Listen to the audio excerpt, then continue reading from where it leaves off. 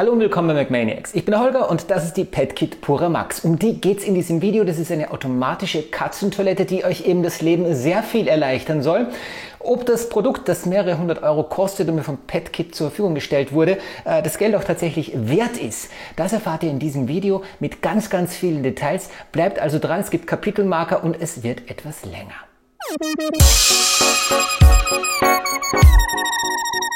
Ja, ich habe euch schon vorgewarnt. Es wird in diesem Video etwas ausführlicher, etwas mehr ins Detail gegangen als vielleicht bei den meisten anderen Review-Videos zu automatischen Katzentoiletten. Es wird aber auch keine Stunde dauern, also schaut einfach mal in die Kapitelmarker bzw. in die Videobeschreibung, wo das Thema, das euch besonders interessiert, behandelt wird. Am Anfang war es also so, bevor die Pura Max kam, hatten wir 5 Katzentoiletten im ganzen Haus verteilt. Eben weil Laika 23 Jahre alt war und nur mehr 3 Beine hatte, mussten einfach in jedem Stockwerk eine Toilette für sie vorhanden sein. Dann, als die Pura Max hier ankam, habe ich alle Toiletten bis auf eine im ersten Stock und eine hier im Erdgeschoss, wo die steht, weggeräumt und es wurden dann von allen 3 Katzen alle beiden Toiletten gut benutzt. Man sagt ja immer, man soll eine Toilette mehr haben, als man Katzen im Haushalt hat. Das hängt aber natürlich auch sehr stark von den Katzen ab. Wenn die Katzen miteinander gut können, ist es nicht zwingend notwendig, das zu haben. Es ist aber empfehlenswert, zumindest damit zu starten.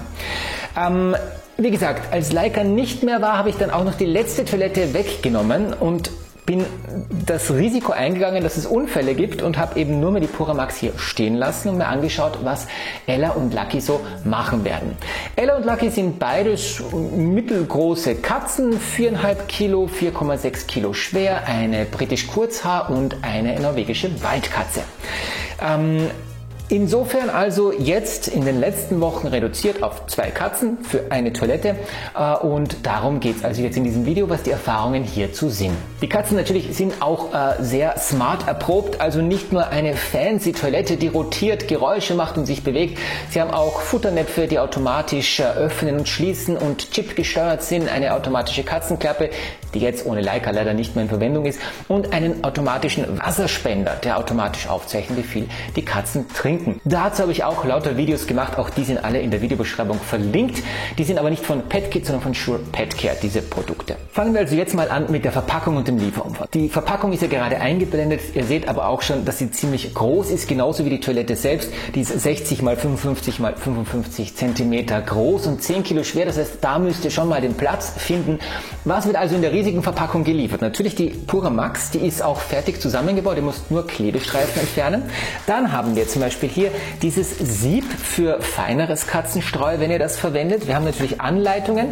Wir haben dieses Plastikteil hier, mit dem ihr dann Streu abscheiden könnt. Das heißt, wenn ihr die entleeren möchtet, gibt es dafür ein eigenes Programm und dann könnt ihr mit diesem Teil hier das da reinklipsen auf das Sieb und damit dann quasi das verschmutzte oder alte Streu abscheiden in den Abfalleimer. Das ist also auch mit dabei. Ihr habt dann weiters auch noch diese hübschen Aufkleber in der Verpackung, die ihr verwenden könnt, um das Gerät aufzuhübschen. Es ist ja schließlich genug weiße Fläche vorhanden. Was wir auch noch haben, natürlich ist hier drinnen, das seht ihr in der Nahaufnahme, einen Duftspender. Reinigungslösung nennt es PetKit. Da kommen wir später dazu, dass diese Bezeichnungen in der App, die der Hersteller verwendet, nicht so glücklich gewählt sind. Jedenfalls gibt es einen Duftspender hier drinnen, den ihr eben auch noch installieren könnt. Der ist in diesem Paket hier dabei gewesen. Und es ist eine Rolle Müllbeutel dabei mit 20 Müllbeuteln. Kommen wir auch später dazu, wie lange ihr damit wahrscheinlich auskommen werdet. Punkto Kosten: Für den Müllbeutel müsst ihr rechnen 50 Cent, wenn ihr einzelne Rollen kauft und 40 Cent pro Müllbeutel, wenn ihr einen 5er-Pack Rollen kauft. Interessant ist natürlich, wie lange man mit so einem Müllbeutel auskommt. Beim Duftspender wiederum sind auch die Batterien mitgeliefert und 2 Fläschchen mit der Duftlösung sind mit dabei. Es gibt auch nur einen Duft, den ihr verwenden könnt. Momentan Stand 4/2024. Vielleicht bringt PetKit da ja andere Düfte noch auf den Markt. Das würde mich persönlich, das finde ich positiv. Ich habe den Duftspender aktuell nicht im Einsatz, das erzähle ich euch aber auch gleich warum. Was natürlich auch mit dabei ist, ist ein gröberes Sieb, das ist da jetzt installiert. Das blende ich euch auch gerade im Video ein, wie das gröbere Sieb aussieht. Ich habe klumpendes Holzstreu im Einsatz, für das funktioniert das optimal. Das feine Sieb ist vermutlich eher für diese feinen, sandigen Streu besser geeignet, damit dort auch kleinere Klümpchen besser ausgefiltert werden. Im Zweifelsfall, wenn ihr mit dem Ergebnis nicht zufrieden seid, einfach mal ausprobieren und das andere Sieb installieren. installieren. Ich habe das vorinstallierte rote Sieb beibehalten und bin da sehr zufrieden mit dem Ergebnis. Zu guter Letzt ist natürlich auch noch mit dabei ein Netzteil, das ihr mit einer Schokosteckdose verbinden müsst, damit das Ding hier auch Strom hat. Ohne Strom funktioniert es nicht. Und diese Unterlegematte, die ziemlich effektiv Streu auffängt. Die ist jetzt nichts Besonderes, die könnt ihr in jedem Handel kaufen, also nicht die spezielle, aber grundsätzlich Vorlegematten für Katzenstreu. Allerdings hat die den großen Vorteil, eben mitgeliefert zu sein, und die Dinger sind nicht eben billig. Also für das, was es ist, eine Matte, die am Boden liegt, um Katzenstreu aufzufangen, sind die üblicherweise relativ kostspielig. Deswegen finde ich es gut, dass Petkit die beigelegt hat und die noch dazu ganz schick ist, hier in Grau und Orange gehalten und so ein bisschen Farbe in die doch sehr weiße Toilettenwelt bringt. Und damit würde ich sagen, gehen wir mal zum Thema Design der Toilette. Ich habe schon gesagt, die Toilette ist von der Größe her 62 cm breit, 54 und 55 cm hoch bzw. tief, ist also relativ voluminös. Der Vorteil ist, die Trommel ist sehr groß, fast 76 Liter, das heißt auch eine größere norwegische Waldkatze mit viel Fluff rundherum findet der Platz in der Trommel, ohne dass das ganze Streu eventuell rundherum an der Katze klebt. Das ist also schon mal sehr positiv, müsst ihr aber bedenken, dass ihr relativ viel Platz braucht, um die Poramax in eure Wohnung zu stellen. Wir haben also von den Elementen hier nun einfach die Toilette, diese große Trommel, die sich nach hinten dreht, wenn sie den Entleervorgang bzw. den Reinigungsvorgang macht. Wir haben hier einen Infrarotsensor, der erkennt, wenn eine Katze in die Toilette steigt. Die 4 Füße der Toilette sind mit Wagen ausgestattet, um das Tier zu wiegen und natürlich auch zu erkennen, ob eine Katze in der Toilette ist. Und dann haben wir hier den Abfallbehälter, der mit so einem kleinen, sehr wackeligen, kleinen Plastikriegelchen verriegelt ist. Wer soll das ausziehen außer mir? Aber okay. Den Abfalleimer, 7 Liter fasst der. Dann haben wir hier noch ein OLED-Display, ein schwarz-weißes mit 2 Tasten und eine magnetisch gehaltene Abdeckhaube, die ihr da ganz einfach abnehmen könnt. Da ist der Antrieb darunter. Der ist auch sehr selbsterklärend gemacht mit einem großen Bügel, den ihr zumachen müsst, wenn ihr öffnen müsst, wenn ihr die Trommel entnehmen möchtet. Das funktioniert alles wirklich einwandfrei und ohne, dass es große Rätsel aufgibt. Ob einem jetzt die Poramax gefällt oder nicht, das liegt natürlich im Auge des Betrachters. Gemessen an den vorhandenen anderen Konkurrenzprodukten finde ich die durchaus schick. Nicht vielleicht schön, aber durchaus okay für eine Katzentoilette. Definitiv schöner als die vorhergehenden Katzentoiletten. Und es liegt natürlich eine unglaubliche Schönheit darin, dass sie ständig sauber ist, weil sie sich selbst reinigt. Das müsst ihr auch bedenken beim Design. Das Display übrigens ist eine nette Sache. Ich hätte mir allerdings vielleicht ein etwas billigeres Display, so LC-Display, gewünscht, anstatt dem OLED und dafür eine Spur größer. Denn das ist oft ein ziemliches Problem, hier abzulesen, was die Toilette tatsächlich genau sagen will. Die Piktogramme sind zwar einigermaßen verständlich, aber in dem Moment, in dem Text zu scrollen beginnt, ist das Display einfach zu klein. Deswegen vielleicht weniger hochwertig, weniger OLED und dafür stattdessen eine Spur größer wäre hier vielleicht die richtige Herangehensweise gewesen. Bevor wir jetzt zu weiteren Details kommen, vielleicht nochmal kurze Erklärung, wie die Reinigung funktioniert. Ihr habt bei dieser Toilette hier eben da unten eine Matte mit Streu drinnen. Die Matte ist flexibel, damit, wenn es doch mal an den Rand geht, also wenn an den Rand gepinkelt wird, wo meine beiden sehr große Talente bewiesen haben, damit diese Matte so flexibel ist und sich ein bisschen löst, wenn sich die Trommel dreht und dann auch diese Klumpen in die Trommel fallen und dort dann eben während der Reinigung entsorgt werden. Da hinten drinnen in hellgrau seht ihr eine Rutsche und das Ganze dreht sich dann nach oben. Das heißt, wenn eine Katze drinnen sein sollte und alle Sicherheitsmaßnahmen versagen würden, dann würde dieser Einstieg trotzdem immer oben bzw. hinten sein. Das heißt, die Katze könnte immer noch rausspringen. Natürlich kann die Katze auch reinspringen, wenn sie das möchte, und Ella hat das auch mehrmals bewiesen, bis es ihr zu langweilig war.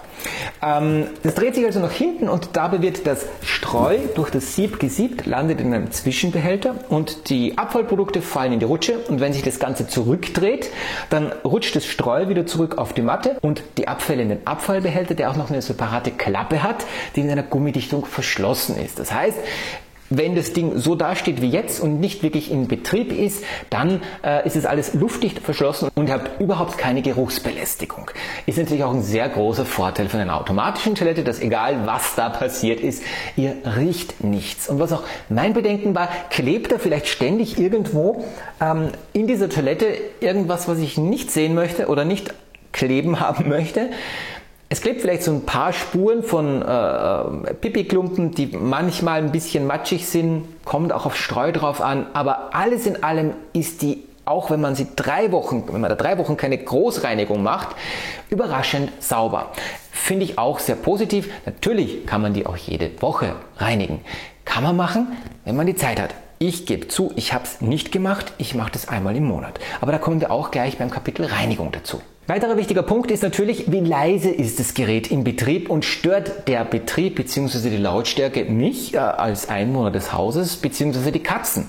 Und da kann ich glücklicherweise berichten, dass sie super, super leise ist. Die einzigen Geräusche, die ihr hört natürlich, ist hauptsächlich ein bisschen Motorgeräusch und hauptsächlich Geräusch vom Streu, das einfach da drinnen herumrutscht. Das ist also tatsächlich alles in allem sehr leise und wurde von den Katzen wirklich sehr, sehr gut angenommen. Hatte ich so am Anfang gar nicht erwartet. Ich hatte gedacht, es gibt vielleicht größere Probleme und anfangs sogar noch eine Toilette daneben gestellt. Aber insgesamt waren die alle sehr interessiert, keiner geschreckt und alle benutzen die Toilette ohne Probleme. Und damit würde ich sagen, springen wir mal zur PetKit App.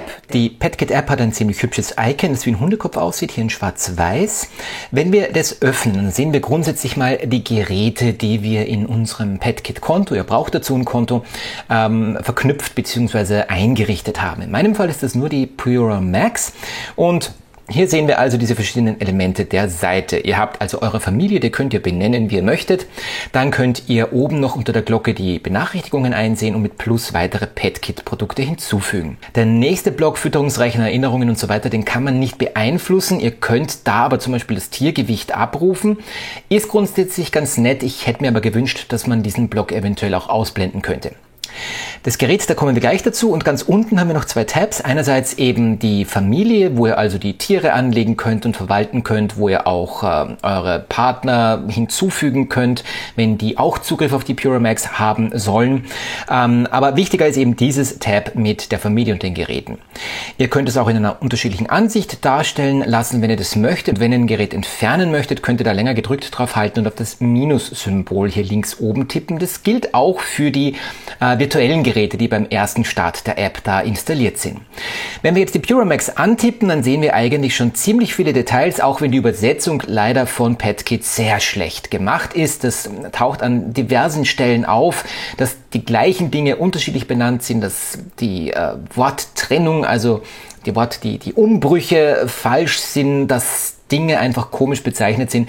Da würde ich mir wirklich wünschen, dass in der nächsten großen App-Version der PetKit-App wirklich endlich mal das angegangen wird und das wirklich professionell wirkt, denn der Rest vom Produkt ist toll und die App kommt da nicht so ganz nach. Wir haben also hier ganz oben die Pura Max. Ihr seht, dass die Duftlösung voll ist. Das ist allerdings nur so ein 30-Tage-Timer einfach, der abläuft, also nicht genau tatsächlich weiß, wie viel Parfum noch in dem Flakon ist. Ihr habt hier den Abfallbehälter. Ihr könnt euch abrufen, wann ihr den zuletzt gereinigt habt und manuell eine Reinigung aufzeichnen oder eben automatisch von der Pura Max das aufzeichnen lassen, wenn da aber dann tatsächlich wirklich absolut randvoll war.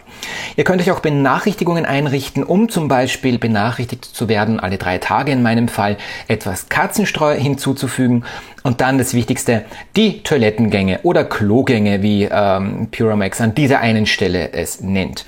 Heute also zweimal, einmal Ella, einmal Lucky, im Schnitt 2 Minuten 7 Sekunden, nicht 2,7. 4 Sekunden weniger als letztes Mal. Wie viel Aussagekraft das dann hat, sei dahingestellt. Ich habe das dann auch noch auf der Zeitleiste aufgelistet. Gestern war ein sehr produktiver Tag, muss ich sagen. 11 Toilettengänge der beiden Katzen. Also durchaus ausgiebig. Die haben da in 2 Tagen einen Müllbeutel gefüllt. Keine Ahnung, was ich denen gefüttert hatte. Und wir haben dann auch noch das Arbeitsprotokoll hier, wo ihr eben seht, wann ist die Katze auf die Toilette gegangen, wie viel hat sie gewogen dabei und die automatische Reinigung wurde in dem Fall jedes Mal beendet. Wenn der Abfallbehälter voll gewesen wäre, dann hätte die Toilette auch das hier vermerkt, dass der Abfallbehälter voll ist. Das sieht man, glaube ich, hier am Vortag. Genau, hier Abfallbehälter voll. Das ist allerdings sehr spät, auch wenn ihr euch da eine Benachrichtigung gesetzt habt. Wenn der voll meldet, ist er tatsächlich randvoll. Ansonsten gibt es natürlich hier ganz wichtig dieses Einstellungsmenü, wo ihr einerseits eine Reinigung oder den Wartungsmodus zum Nachfüllen von Streu starten könnt. Ihr könnt auch das Streuentleerung starten, das Licht einschalten oder bedüfteln lassen und eben in den intelligenten Einstellungen auch noch so Dinge aktivieren wie den Kätzchenschutz, heißt also keine automatischen Reinigungen. Ihr könnt eben auch die automatische Reinigung Reinigung einschalten. Wie lange die Toilette wartet nach einer Benutzung, bis sie die Reinigung startet, kann je nach Verhalten der Katzen ganz praktisch sein. Ihr könnt auch verhindern, dass die Toilette wiederholt reinigt, wenn die Katzen in sehr kurzen Abständen das Klo benutzen. Und ihr könnt natürlich auch eine Tiefenreinigung einschalten, wo dann zweimal gereinigt wird. Ihr könnt Adsorption verbessern lassen, was dann so die Klumpen so ein bisschen hin und her wiegt im Streu und damit eben dafür sorgen soll, dass es besser vom Streu ummantelt wird. Kann vielleicht bei manchen Streusorten ganz praktisch sein. Und so weiter und so fort. Ihr könnt da also wirklich viel einstellen, ist ganz gut gemacht, wenngleich die Beschreibungen nicht immer auf den ersten Blick selbsterklärend sind. Was auch noch wichtig ist an dieser App ist, ihr habt hier oben rechts dieses Schraubenmuttern-Symbol. Da könnt ihr dann noch allgemeine Einstellungen machen. Was auch immer der Smart-Klo-Schalter ist, keine Ahnung. Ihr könnt die Bedienungsanleitungen abrufen, ihr könnt Anfängerratgeber abrufen. Manche dieser Sachen sind nicht immer auf Deutsch, obwohl die App auf Deutsch gestellt ist. Aber insgesamt könnt ihr da so ein paar kleinere Zusatzeinstellungen machen. Unter anderem eben auch die Einstellungen für Meldungen. Das ist besonders wichtig, denn ihr wollt ja benachrichtigt werden, wenn der Abfallbehälter voll ist, aber vielleicht eben nicht nach jeder Reinigung. Es reicht ja eigentlich, wenn ihr wisst, wann das Tier die Toilette benutzt hat. Ihr könnt euch auch benachrichtigen lassen, eben ob die Duftlösung leer ist oder der Geruchsbeseitiger, den ihr in den Abfallbehälter geben könnt. Das ist also alles grundsätzlich konzeptionell gut gemacht. Ich hätte mir hier ein bisschen moderneres Design gewünscht, mit zum Beispiel Ampelfarben für die Voll- oder Leerzustände und vor allem eine bessere Übersetzung, eine konstante Übersetzung, konstante Wortwahl. Aber insgesamt kann man Tag ein, Tag aus sehr gut mit der Puramax App arbeiten. So viel also zur PetKit App. Schreibt mir gerne unter dem Video in die Kommentare, was ihr meint. Findet ihr meine Einstellung zur App vielleicht etwas überzogen? Bin ich zu kritisch, was die App angeht? Ich weiß nicht. Ich würde mir hier noch ein bisschen mehr Qualität wünschen und ich würde mir wirklich wünschen, dass der Hersteller hier einfach einen Zahn zulegt und die App deutlich aktualisiert und verbessert und eben hier auch einen professionellen Übersetzer einsetzt, damit das Ganze einfach so einen guten Gesamteindruck macht, wie das Gerät an sich. Fände ich fein. Damit haben wir also diese ganzen Eckdaten und auch die App behandelt. Dann würde ich mal sagen, reden wir mal darüber, wie man das Gerät auch reinigt. Denn das ist natürlich notwendig. Eine Katzentoilette sollte regelmäßig gereinigt werden. Das hat natürlich nicht nur damit zu tun, dass viele Katzen heikel sind und eine saubere Toilette bevorzugen. Es geht natürlich auch um Krankheiten. Speziell wenn ihr mehrere Katzen im Haushalt habt, kann das sehr wichtig sein, dass die Toilette sauber ist. Das Reinigen von Pipi und was sonst noch da drinnen produziert wird, geschieht ja automatisch. Trotzdem müsst ihr da gelegentlich mal ein bisschen Hand anlegen. Der Abfallbehälter zum Beispiel, der muss grundsätzlich nicht gereinigt werden. Da ist ja ein Müllbeutel drin. Ich würde euch auch sehr empfehlen, da den Beutel zu verwenden und diese Beutel zu kaufen. Ich denke auch, wenn man mehrere hundert Euros für eine Katzentoilette ausgibt, sollten diese 40 bis 50 Cent für die Mülltüten auch noch drinnen sein. Natürlich ist es ein Mehr an Abfall, an Plastikabfall, das ihr produziert mit diesen Tüten für euren Komfort. Ist ganz klar. Wenn ihr die Tüten nicht benutzen möchtet, müsst ihr das nicht. Dann habt ihr aber auch deutlich mehr Arbeit und ich persönlich würde das nicht empfehlen. Grundsätzlich so jede Woche mal einfach reinschauen, passt alles, ist nicht irgendwo was daneben gegangen. Im schlimmsten Fall, in meinem schlimmsten Fall hatte ich mal auf der Klappe vom Abfallbehälter ein bisschen Streu drauf, das war aber auch das höchste der Gefühle. Ich schaue da einmal die Woche rein, saug dieses etwaige Streu aus dieser Schublade, wo die Schublade drinnen ist, beziehungsweise von der Klappe ab, damit da nichts drinnen ist. Ansonsten wische ich was etwaig da Dreck oben drauf ist, weil vielleicht die Ella mal wieder oben drauf sitzen muss, während Lucky, der herumtigert, drinnen sitzt. Das kommt auch vor. Dann habt ihr plötzlich eine aufgezeichnete Katze mit 10 Kilogramm. Da kann die Toilette nichts dafür. Jedenfalls ein bisschen so außen abwischen, einfach mal alles prüfen und gegebenenfalls, wenn ihr eine kurze Schnellreinigung machen möchtet, mit Handschuhen, die empfehle ich euch auch dabei zu tragen, mit Handschuhen und einem feuchten Lappen das innen rauszuwischen.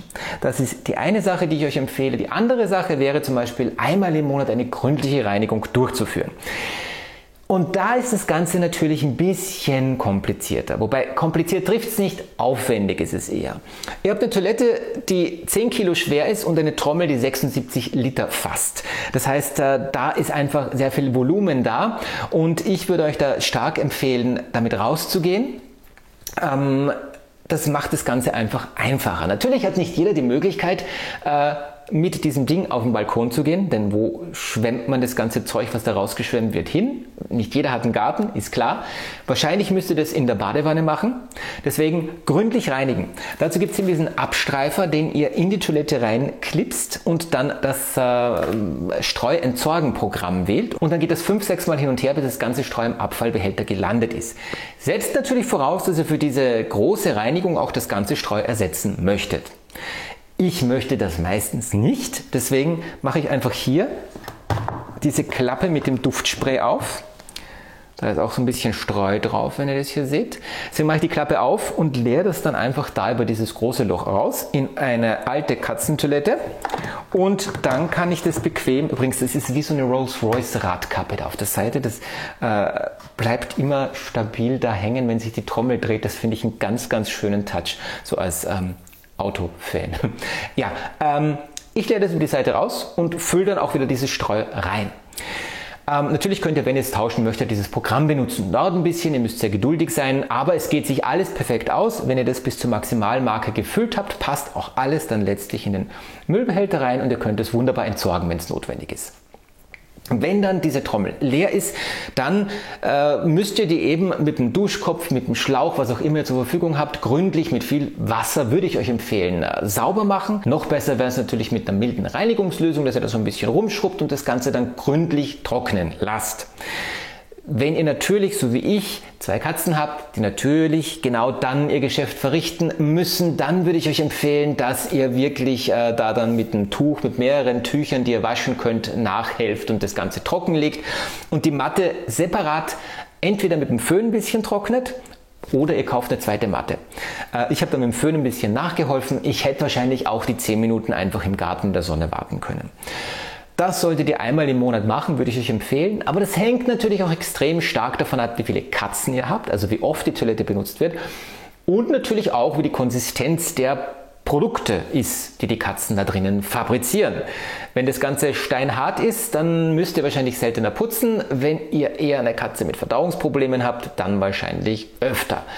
Ja, das ist aber nun mal so und da kann es auch sein, wenn ihr mit einer manuellen Toilette arbeitet, dass ihr sehr oft das Streu tauschen müsst, wenn es tatsächlich mal nicht so ist, wie es sein soll. Gut, und damit kommen wir natürlich dann zur großen Frage, was kostet mich diese Toilette dann im Nachgang? Wenn ich schon hunderte Euro ausgegeben habe, wie viel muss ich dann also einplanen an Müllbeuteln? Wie oft muss ich es wechseln? Wie oft muss ich Streu nachfüllen? Wie sparsam ist die Toilette oder auch nicht? In meinem Fall habe ich dieses Holzstreu, das klumpende Holzstreu von Cat's Best. Ich fülle da so alle 3 Tage Streu nach. Ich habe mir einen Timer gesetzt in der App und alle 3 Tage erinnert mich die App, ich soll Streu nachfüllen. Ich fülle das dann meistens ein bisschen über die Maximalmarkierung. Und das klappt für mich im Alltag sehr gut. Nur weil die Maximalmarkierung erreicht ist, heißt es nicht automatisch, dass ihr Streu verliert. Das kann passieren, wenn ihr es zu voll macht, dass dann einfach nicht mehr alles da hinten reinrutschen kann und dann eben mit dem Abfall entsorgt wird. Aber Maximalmarkierungen leicht drüber ist absolut okay, funktioniert in der Praxis einwandfrei. Das ist also, was ihr einkalkulieren müsst, so ein bisschen Streu nachfüllen, alle 3 Tage bei 2 Katzen. Und der Abfallbehälter, den leere ich so alle 3 bis 4 Tage aus bei 2 Katzen. Wie gesagt, das sind Katzen, die wiegen so zwischen 4,5 und 4,7 Kilo, je nachdem, wie viel sie sich bewegen und sie fressen so circa 250 bis 300 Gramm pro Tag, pro Nase. Damit komme ich dann bei den Müllbeuteln aus, dass ich alle 3 bis 4 Tage die Müllbeutel wechseln muss. Man kann das auch dann so rausziehen, ein bisschen schütteln, dann verteilt sich das besser, dann kommt man vielleicht noch einen Tag extra aus. Das müsst ihr also so einplanen. Das heißt, im Monat komme ich dann so auf 7 Müllbeutel, 7 mal 5 sind 35, also zwischen 3,5 und 2,8 Euro, die ich für die Mülltüten einkalkulieren muss pro Monat für die Katzentoilette, für den Komfort, nicht mehr ständig schaufeln zu müssen. Und dann ist die nächste große Frage, wenn ihr vielleicht hier nicht die erste Review zu PetKit Puramax euch anseht, ist die dicht? Ist diese Katzentoilette in der Praxis, im Alltag dicht? Ich kann jetzt natürlich nur für meine 2 Katzen hier sprechen. Ja, es gab keinerlei Auslaufen. Ich habe nie, egal wann ich die sauber gemacht habe, jemals hier unten drinnen unter der Trommel Pipi gefunden. Allerdings sind meine 2, auch als Laika noch lebte, die 3, alles Katzen gewesen, die sich brav immer hingesetzt haben zum Pinkeln und nie im Stehen gepinkelt haben. Wenn ihr natürlich Katzen habt, die da im Stehen pinkeln und genau die richtigen Stellen treffen, kann es durchaus sein, dass eventuell ein paar Tropfen da rauslaufen können. Das ist konstruktionsbedingt leider durchaus ein Risiko. Das betrifft aber auch die meisten anderen Katzentoiletten und die haben auch teilweise noch ganz andere Probleme. Also das müsst ihr bedenken, je nachdem wie individuell eure Katzen beim Geschäft sind, kann es zu Problemen kommen. Und obwohl die Puramax jetzt so groß ist, mit 76 Liter, hat es Ella zweimal geschafft, den Hintern einfach so beim großen Geschäft da raushängen zu lassen, dass das Ganze dann da außerhalb der Toilette gelandet ist. Weswegen ich den automatischen Staubsauger so programmiert habe, dass er hier nicht mehr hinfährt. Also auch das kann passieren, allerdings bei hunderten Toilettenbenutzungen, 2 Unfälle, wo einfach der Hintern an der falschen Stelle war, kommt vor, hatte ich auch bei den manuellen Katzenklos mehrere Male, öfter sogar als bei der automatischen Katzentoilette. Gut, und dann, was ihr vielleicht noch nicht gehört habt von mir, ist der Duftspender. Was halte ich vom Duftspender und warum habe ich ihn nicht im Einsatz? Die Idee ist ja grundsätzlich fein. Das ist ein Gerät, das über Ultraschall einen sehr feinen Nebel produziert, das keine Geräusche macht, zumindest nicht hörbar für mich, das ein Parfum im Inneren dieser Trommel versprüht, das ich individuell einstellen kann, wie oft es das machen soll, zu festen Uhrzeiten, nach jeder Reinigung und so weiter. Grundsätzlich konzeptionell toll. Hat Bluetooth, verbindet sich über Bluetooth mit der Toilette, wird automatisch von der Toilette gesteuert, alles super. Bis auf das Problem, ich mag diesen Duft überhaupt nicht. Also für mich ist es ein ganz, ganz schlimmer Duft, den dieses Parfum eben da hat, das PetKit hier einsetzt. B, wenn dieses Gerät diesen Nebel verteilt hat und dann eine Katze reinläuft, erkennt zwar die Toilette, die Katze läuft rein und stellt es ab, aber dann ist ja schon Nebel in der Toilette und dann riecht eure Katze danach. Und wenn man den Duft schon nicht mag, dann will man auch nicht, dass die Katze so riecht. Und C, und das ist eigentlich der wichtigste Punkt, Katzen sind sehr geruchsgesteuerte Tiere. Die reden ja nur mit uns Menschen, die reden ja untereinander nicht und geben dort keine Tönchen. Die kommunizieren über Gesten, Gesten ist falsch, über einfach das, wie sie sich bewegen und vor allem eben auch Düfte über Pheromone. Und das Letzte, was eine Katze braucht, ist dann eine bedüftelte Toilette, macht das nicht, oder ein bedüfteltes Katzenstreu macht das auch nicht. Das höchste der Gefühle ist, ihr könnt in diesen Abfallbehälter noch ein Zusatzprodukt von PetKit einbauen, das dann da drin auch noch Gerüche neutralisieren soll. Habe ich nicht im Einsatz, weil ganz ehrlich, ich komme von 5 Katzentoiletten, die ich gefühlt 1 Million Mal pro Tag geschaufelt habe. Das bisschen, was da Geruch rauskommt, wenn ich das alle 4 Tage wechsle, diese Mülltüte, ist mir so egal. Aber es soll Leute geben, die da wesentlich empfindlicher sind als ich. Das ist auch okay. Aber ihr müsst, finde ich, da jetzt kein extra Geld ausgeben. Deswegen von mir, dieser Duftspender tut, was er soll. Er macht, was PetKit sagt, dass er macht. Könnt ihr machen. Ich rate aber trotzdem davon ab. Ich bin da kein Freund davon, für die Katzen nicht und auch für mich nicht, weil ich den Duft nicht mag. Und dann würde ich mal sagen, fassen wir kurz zusammen, was sind die Vorteile und was sind die Nachteile der PetKit Puramax.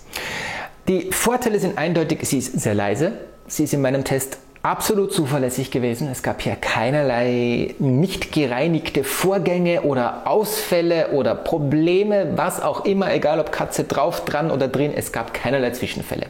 Das finde ich einer der wichtigsten Punkte, wenn das funktioniert bei einer automatischen Katzentoilette. Sie ist geräumig, sowohl die Trommel als auch der Müllbehälter, finde ich. Sie lässt keine Gerüche ins Haus, also natürlich, wenn da drin jetzt was liegt vor der Reinigung, dann riecht ihr schon was, aber nach der Reinigung ist da alles dicht versiegelt, da riecht ihr nichts im Haus. Sie hat ziemlich umfangreiche smarte Einstellmöglichkeiten, wie wir ja bei der App gesehen haben. Die Toilettengänge werden ziemlich gut protokolliert und ihr habt auch gleich eine Heimtierwaage da eingebaut, um zu sehen, wie sich das Gewicht eurer Katzen gegebenenfalls verändert, was auch ziemlich wichtig ist und für mich immer so ein bisschen ein Problem war, die Personenwaage runterzuholen aus dem Bad, um nicht da mit der Katze draufzustellen. Es war eigentlich immer ein Aufwand, weswegen man es viel zu selten gemacht hat. Das ist jetzt bei jedem Toilettengang mit dabei. Ihr habt zusätzlich noch praktische Erinnerungsfunktionen, eben um Streu nachzufüllen oder um vielleicht den Duftspray zu kontrollieren, wenn ihr ihn verwendet.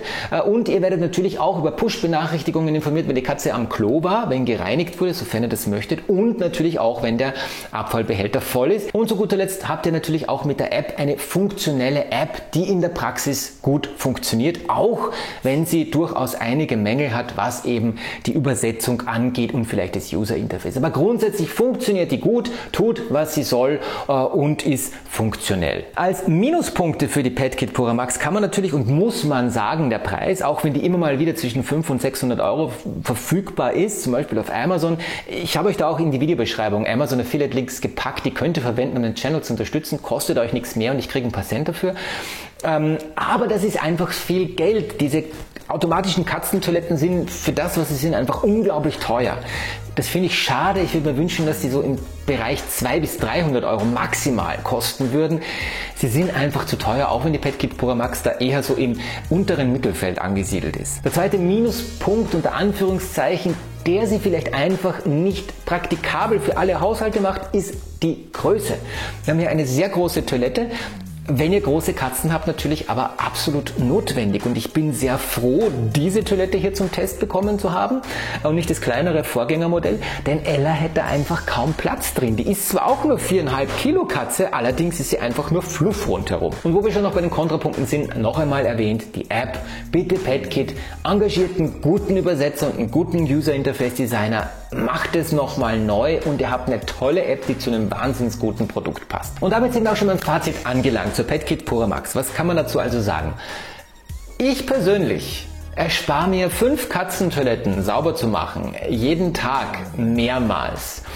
Wenn ich arbeiten gehe, war das erste, was ich gemacht habe, wenn ich heimgekommen bin, die Katzentoilette sauber machen. Klar, das macht man, kein Thema. Wenn man es aber nicht machen muss, ist es doch ganz nett, muss ich jetzt sagen. Egal, wann ich da reingeschaut habe, das Ding hat funktioniert, das Ding war immer sauber. Es tut, was es soll. Den Katzen ist es mittlerweile vollkommen egal, ob sich da was dreht. Tatsächlich glaube ich, die wissen es mittlerweile, dass da einfach in meinem Fall 2 Minuten, nachdem das Geschäft verrichtet wurde, dieses Ding ein paar Geräusche macht und danach ist die Toilette wieder sauber. Früher war es immer so am Abend, immer wenn ich die Toilette sauber gemacht hatte, haben die schon gewartet. Oh, das Klo ist sauber, jetzt kann ich wieder gehen. Das geschieht jetzt einfach alles irgendwann untertags, in der Nacht. Es klappt. Insgesamt ein deutlicher Mehrwert. Ein ganz, ganz tolles Produkt, das wunderbar funktioniert, ein bisschen teuer ist, aber eine wahnsinnige Bereicherung für den smarten Haushalt und für jeden anderen Katzenhaushalt ist, wenn man das Geld ausgeben möchte. Einzig, was ihr noch bedenken müsst, ihr seht natürlich nicht mehr, was die Katzen produzieren. Das heißt, wenn ihr in der Situation seid, dass ihr darauf achten müsst, wie die Verdauung eurer Katze ist, ob da alles klappt, dann müsst ihr da schon öfter mal in den Abfalleimer gucken. Aber ja, ansonsten beide Daumen und die großen Zehen auch noch hoch für die PetKit Pura Max. Tut, was sie soll und ist einfach eine echt gute automatische Katzentoilette. Wenn ihr noch mehr wissen möchtet, schreibt einfach unter dem Video in die Kommentarfunktion. Wenn es euch gefallen hat, hinterlasst ein Like und abonniert den Kanal. Und ich hoffe natürlich, wir sehen uns im nächsten Video von McManiacs wieder. Bis bald und ciao, ciao.